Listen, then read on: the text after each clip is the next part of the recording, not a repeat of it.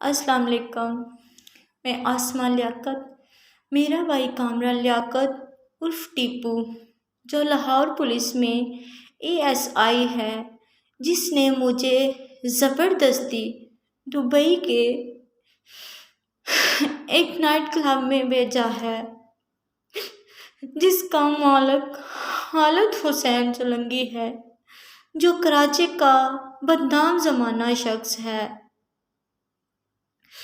جو ایک بہت بڑا بلیک میلر، سپلائر، انٹرپول مطلوب اور لڑکیوں کا بہت بڑا دلال ہے، جس میں اس کی 4 بیویاں شہناز، بلقیس، منیشا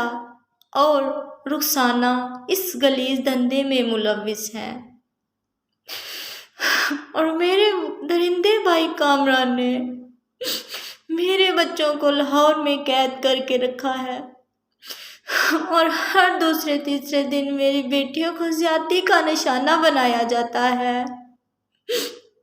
جو ان کا حقیقی ماموں ہے۔